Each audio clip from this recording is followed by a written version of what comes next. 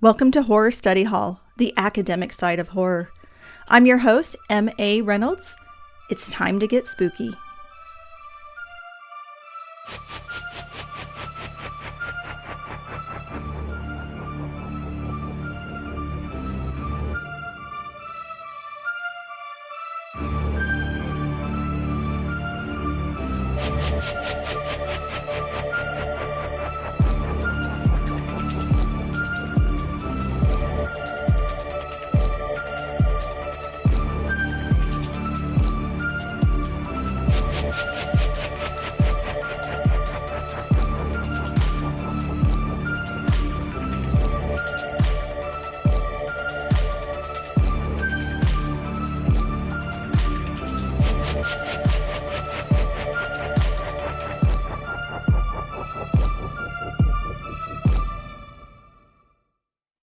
Welcome back to Horror Study Hall. So glad you can join me.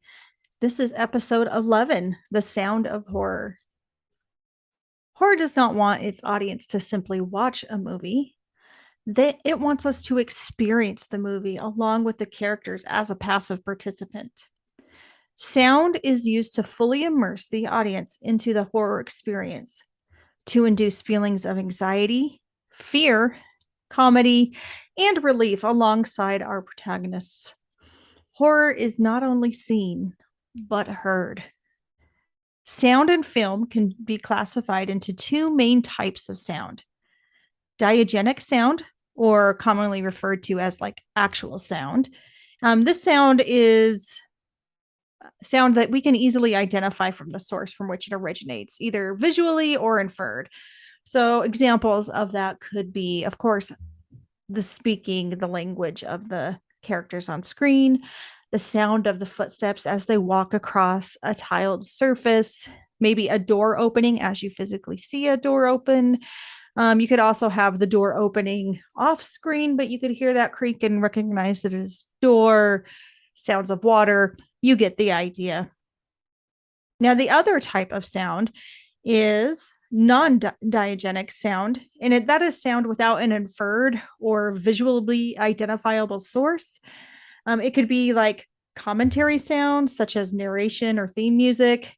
It's sound that's not quite as straightforward, and we can't really identify where it's originating from. Composers, Foley artists, and sound designers use psychology when creating sound for horrors that will cause us to react to what we hear. They're using the diegetic sound to create a base reality for our ears and non-diegetic sound to build suspense. When you think about sound in horror film, probably the first thing that comes to mind is the score or musical soundtrack. Composers make the most out of the tools that they have available to them to induce fear in the audience. They use instruments like violins, guitars. We hear a lot of string instruments in a horror film. They tend to be the instrument of choice alongside more synth instruments like keyboards, synthetic sounds. Takes me back to the 80s and the synth movement of the 80s, those kinds of musical instruments. They create unique sounds with these instruments to drive emotion by playing them in creative ways. From the article, How the Hidden Sounds of Horror Movie Soundtracks Freak You Out, Henry Manfredi, the composer of the original Friday the 13th score, states, and I quote, "The sound itself could be created by an instrument that one would normally be able to identify, but it is either processed or performed in such a way to hide the actual instrument." An example of this could be the high-pitched violins in Psycho, as Marilyn Crane is stabbed in the shower. They are making a very high-pitched screeching noise repetitively over and over to increase the sense of fear in the audience. These high-pitched sounds are unpleasant to the human ear, causing discomfort and signaling the danger of the scene. Many composers use instruments in very creative ways to make them sound slightly different, or even layering sound upon sound upon sound to give us a very unique experience with the film. The score of a movie is often used to set the tone of a scene. Soft, calming music is used for scenes that are depicting mundane aspects of day to day life, maybe the day to day life of our heroine going to high school or babysitting. We'll have just your traditional background scores during those scenes. But when something is going to happen, the score will start to slightly change. Sometimes it'll pick up the pace. Sometimes the pitch will either become higher or lower. The melody that we've been listening to over and over throughout the film slightly distorts and changes to let us know that something is going to happen. Once these changes occur, the score helps us understand the dread long before the characters on the screen understand what is about to happen. We may hear the music pick up, like I mentioned, to create a sense of urgency. We may hear it drop to let us know that there's some sort of monster or other individual close by ready to strike.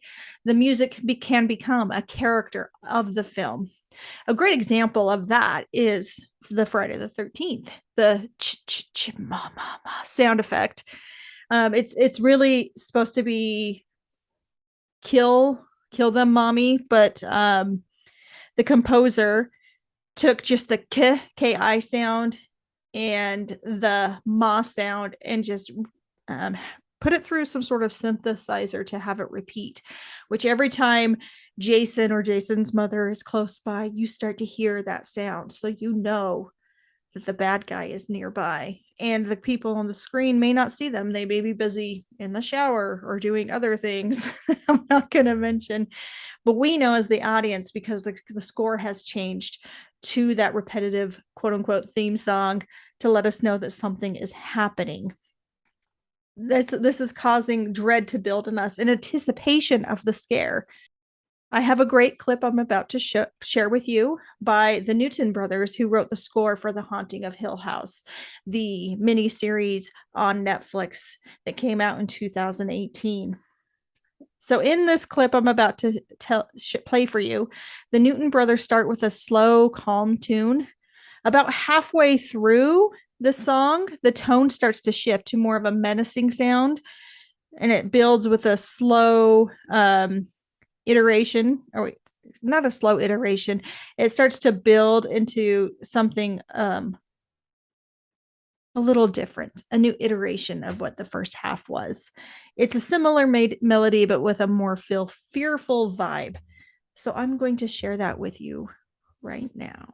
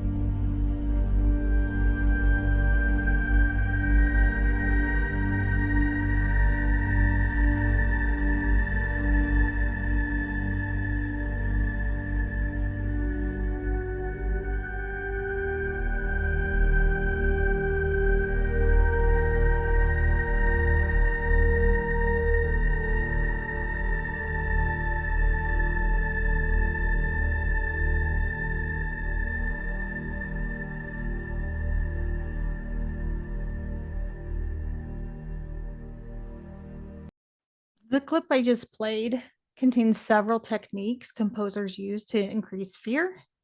The music starts quietly, building up intensity as it moves on. Did you hear how the music increased in volume very suddenly to cause a jump scare? This is intentional. to jar the audience and cause a psychological response. And then after the jump scare, the music goes back to the main melody from the beginning, but just slightly more menacing, slightly more uncomfortable. Composers have gotten very creative when creating scores for horror film. Many have layered other sounds in with the instruments. Animal sounds, bells, sirens, etc., are often used inside of the score and layered and hidden inside of it. We, as humans, are programmed to be weary of sounds of predators or distressed animals, screaming, sounds that we feel should not be where they are. Putting all of these unique sounds inside of the score can influence the emotions of the listener. These non-linear sounds can cause anxiety due to the absence of the cause of the sound on the screen.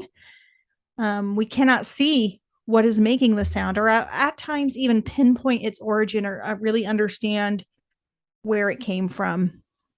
Our imaginations will fill in those blanks to cause us to become more frightened.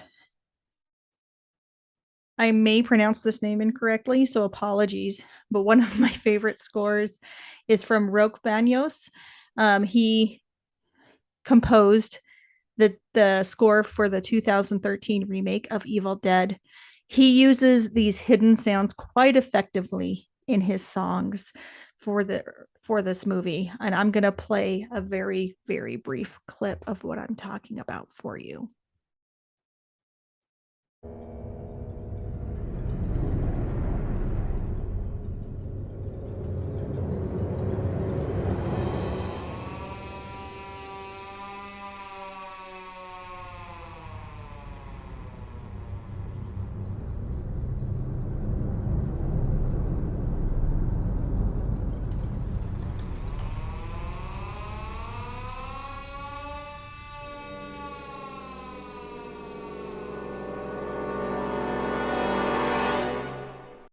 Did you hear the unique sound in that clip that isn't typically used in a musical score? What did it sound like to you? Did it sound like maybe a cow? I kind of thought that this time listening to it, that it kind of sounded like a very elongated moo. It's actually a siren. The siren is typically heard when there's some sort of a disaster or emergency, like a tornado warning system or a hurricane warning system, an ambulance racing to an emergency, or maybe you're driving too fast down the freeway and you're getting pulled over by the police. Here, it is used to bring emotions that we feel when we hear the siren sound. It is causing us to feel like there's some sort of emergency happening when we're listening to the score, causing us to feel anxiety, maybe dread, depending on our context of whatever aspect we have heard the siren sound before. Here it's used to increase all of those emotions to help us really become engaged in what's happening on the screen. Movie scores are not the only way horror films use sound to increase fear. Foley artists spend countless hours adding sound effects to help increase the scare factor. They create barely audible sounds to make us doubt our senses, to make us pay closer attention to what is happening on screen, and just to enhance the movie going experience. Techniques like creating barely audible footsteps to heighten our senses force us to strain to hear what is going on. Our dread increases as we are hearing these sounds being created by characters not on screen. When the source of a sound is not seen, we are paying closer attention as we try to determine where sounds are originating from. They are also using sounds as characters. A really great example is I believe, 2020 Invisible Man movie. When the Invisible Man is near Cece in the movie, the main character, sometimes you'll hear like a little whisper of wind. It is his character, so that we know he's moving about, even though we can't see him. We can hear those very faint whispers of wind, knowing that he is there. His soft footsteps as he may be around the protagonist or hiding in a corner. I don't think I've ever been more afraid of an empty room in my life. Sound is one of the main reasons why The Invisible Man was so effective. Good sound in a film can cause us to engage our biological defense systems. And then we may anticipate what we may be seeing. If we're hearing the footsteps of the invisible man coming, we may cover our eyes because we don't want to see what happens. When we are engaging with the score, we may also do the same thing. The music starts rising, we get a sense of dread, we cover our eyes because we don't want to see what is about to happen. Now, even though we have covered our eyes, we can still hear what is occurring on the screen, possibly making us even more afraid as our imaginations try to fill in the blanks and determine what we are not seeing. Sound is used quite effectively to help us engage with the film, even when we aren't looking. There is a very good glossary of Foley sound and horror film found on vulture.com that I will add the link on my website and also in the show notes if you would like to go check that out. There's some clips that are showing how sound is used, as well as some of the sounds pulled out of the scene so you can just hear the sound of like blades making that sheen sound. Um, Whenever I pull out my pizza cutter and take off the lid, it makes that sheen sound, and I find it quite satisfying in that context. But in a horror movie, not so much. Another type of sound that I haven't quite discussed yet is infrasound.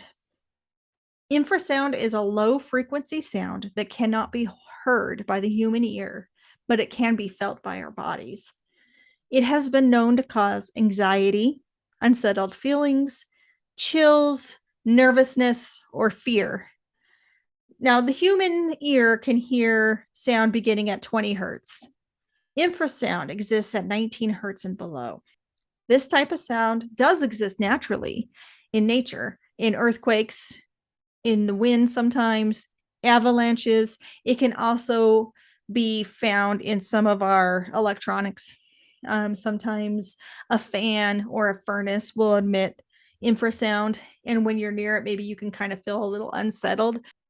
Movies have most recently started using this technique to drive up the sense of fear and dread. 2007's Paranormal Activity is said to have used infrasound in some of their scenes. Now, they do also use just that general low rumbling sound when something is about to happen at night that does start to increase the dread. It is possible, though I couldn't confirm, that they start with those low rumbling sounds with maybe a layer underneath of infrasound, or maybe it goes down into infrasound. I do remember when I saw that movie for the first time, every time I started to hear that low rumbling sound, I started to get a little more anxious and a little more on edge because you just feel like something's going to happen. I do have a short clip from the movie showing the rumbling sound I'm talking about that I would like to play for you now.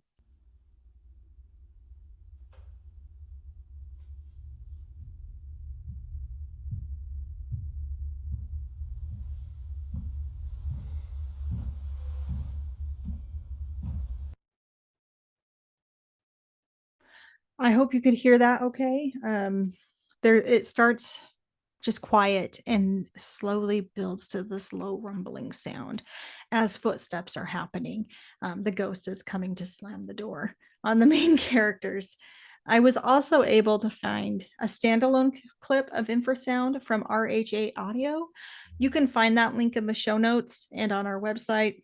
I debated for a while about including that or not in here, and I opted against it because when I listened to it, it did cause me to feel anxious for quite a while. I listened to it for probably about 15 or 30 seconds with my headphones on. And it did give me some of those anxious feelings.